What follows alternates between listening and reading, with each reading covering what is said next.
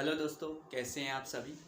और आज का हमारे टॉपिक है वो है कि मध्य प्रदेश में मंद औद्योगिकरण के क्या कारण रहे हैं।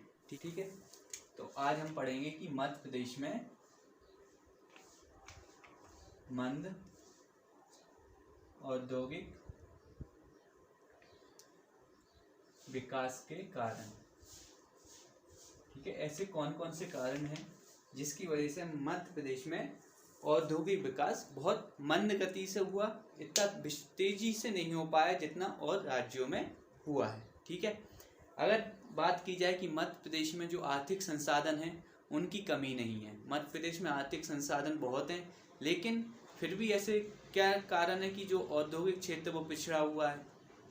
ठीक है, अब बाई चांस अगर बात की जाए तो इसमें पर्टिकुलर एक कारण ऐसा नहीं है कि एक कारण की वजह से मध्य प्रदेश में जो विकास का औद्योगिकरण का जो विकास है वो ये किसी एक कारण की वजह से मंद पड़ा हो। इसके पीछे अगर हम गहराई से अध्ययन करेंगे तो पाएंगे कि इसमें कई सारे ऐसे कारण रहे हैं।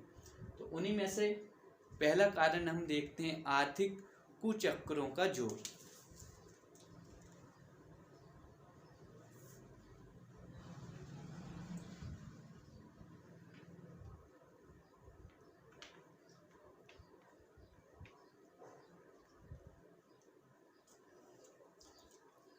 ठीक है, आर्थिक कुचक्रों का जोर, इसमें हम लिख सकते हैं यह कहा जाता है कि मध्य प्रदेश एक बीमारू राज्य है, इसलिए कि यहाँ की जो औद्योगिक रूप है वो पिछड़ा हुआ है। मतलब मध्य प्रदेश को क्या कहा जाता है, बीमारू राज्य, क्योंकि यहाँ पे औद्योगिक विकास के रूप में यहाँ पिछड़ा हुआ है, यहाँ पे इतना विकास नहीं हुआ इसलिए। और एक चीज़ और देखी जाए कि यहाँ पे जो मध्य प्रदेश में जो देखी जाए कि गरीबी, यहाँ पे गरीबी बहुत है मध्य प्रदेश में। और गरीबी के साथ साथ यहाँ पे क्या है कि यहाँ की जो जनसंख्या है, यहाँ के जो लोग बाग हैं, उनको क्या है वो तकनीकी तौर पर दक्ष नहीं है। अगर वो लोग शिक्षा अच्छी प्राप्त करते, तकनीकी तौर पे वो दक्ष होते तो जाहिर सी बात है कि वो औद्योगिकरण में सहयोग देते। लेकिन एक तो यहाँ पे गरीबी है मध्य प्रदेश में, ऊपर से यहाँ पे जो जनसंख्या है वो तकनीकी रूप से दक्ष नहीं है। तो एक कारण है आर्थिक कुचक्रों का जोर मध्य प्रदेश में काफी है। ठीक है, अब दूसरी बात की जाए कि यहाँ पे यातायात एवं संचार के साधनों की कमी है। ठीक है, दूसरा पॉइंट हम लिख सकते हैं कि यहाँ पे यातायात व संचार साधनों की कमी।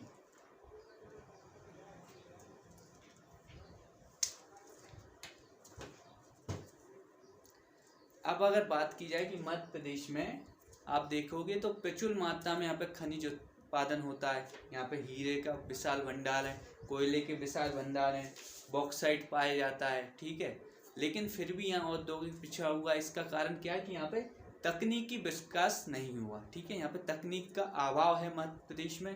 इस वजह से क्या है कि यहाँ पे इसका औद्योगिकरण में ज़्यादा इनका उपयोग नहीं हो सका। ठीक है, और यहाँ पे देखेंगे तो यातायात एवं संचार साधनों में की भी पर्याप्त व्यवस्था है, ज़्यादा कुछ खास नहीं है। इस वजह से यातायात व संचार साधनों की कमी देखी जा सकती है। ठीक है, इसके कारण भी जो मध्य प्रदेश का जो औद्योगिक विकास है वो मंद हुआ है।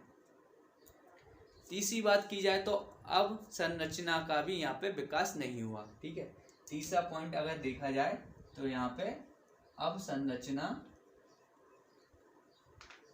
ठीक है, अब संरचना का भी यहाँ पे विकास नहीं हुआ है। मतलब यहाँ पे इतनी आप देखोगे तो जो सड़क है वो इतनी डेवलप्ड नहीं है। ठीक है, और यहाँ पे कुछ इलाके ऐसे हैं जहाँ पे मान के चलिए उचित व्यवस्था नहीं है, बिजली की समस्या है। तो बहुत सारी ऐसे रीजन है जिनकी वजह से यहाँ पे औद्योगिकरण नहीं हो पा रहा बहुत सी जगह। ठीक है, तो एक और पॉइंट क्या मिल गया कि अब संरचना का भी यहाँ पे विकास नहीं हुआ है। ठीक है, चौथा जो कारण हो सकता है वो है निवेशकों की कमी। ठीक है,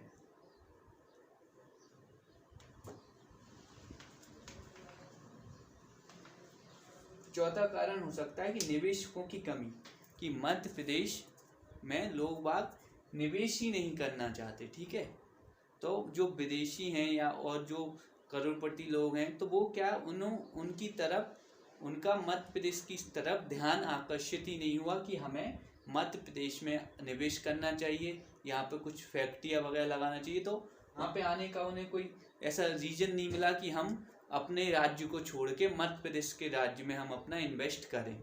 ठीक है, एक काफ़ी हद तक जो सरकार है उसकी हम कमी मान सकते हैं, लेकिन अब फिलहाल इसके बारे में जो मध्य प्रदेश की सरकार है वो जागरूक हुई है और अब बहुत से ऐसे प्लान आ रहे हैं जिसकी वजह से वो निवेशकों को आकर्षित कर रही है। लेकिन अगर पीछे टाइम पे देखा जाए तो निवेशकों को यहाँ पे ज़्यादा रुचि नहीं थी, मध्य प्रदेश में निवेशकों की कमी रही थी। ठीक है, लेकिन अब फिलहाल देखा जाए तो बहुत सी योजनाएं चल रही हैं। अगला पॉइंट, पूंजी का अभाव।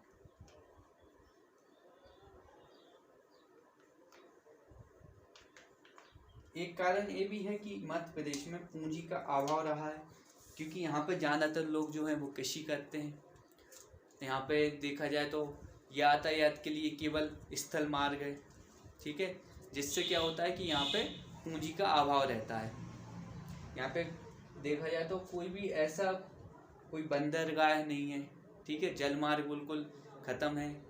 केवल जो भी रेवेन्यू प्राप्त होता है वो स्थल मार्गों से और यहाँ की और वगैरह जो चीज़ें उनसे प्राप्त होता है। मतलब कहीं ना कहीं मध्य प्रदेश में पूंजी का अभाव रहा है, जिस वजह से लोग बागों के पास यहाँ पे ज़्यादा पूंजी भी नहीं है तो वो इन्वेस्ट कहाँ से करेगी। ठीक है, तो एक कारण रहा कि पूंजी का अभाव, यहाँ पे लोगों के पास ज़्यादा पूंजी नहीं है। अगर यहाँ पे प्रति व्यक्ति आय देखी जाए तो वो भी यहाँ पे एमपी में कम है, तो एक पूंजी का अभाव भी एक बड़ा कारण रहा। छठवां कारण देख सकते हैं, सरकारी प्रयास।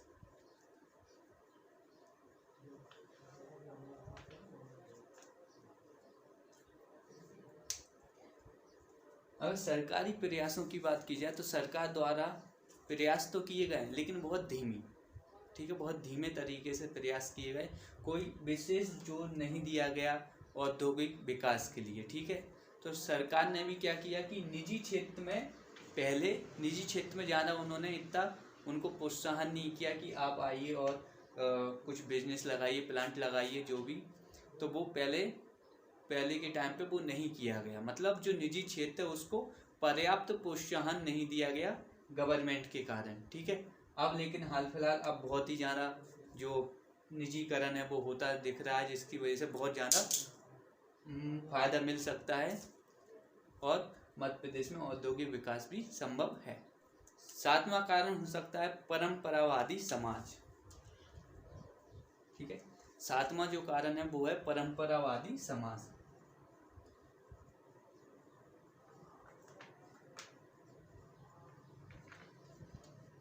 सातवां कारण है परंपरावादी समाज।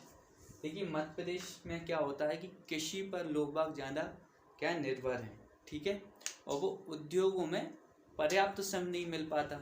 लोग बाग यहाँ पे आधी से ज़्यादा जनसंख्या जो है वो कृषि पर निर्भर है, जिसकी वजह से क्या होता है कि उद्योगों के लिए श्रम नहीं मिल पाता, श्रम महंगा है। एक ये भी कारण है कि मध्य प्रदेश में औद्योगिक विकास मंद गति से हुआ है। और यहाँ पे जो मध्य प्रदेश में मंद औद्योगिक विकास के कारण है, ये वाला टॉपिक यहाँ पे कंप्लीट होता है।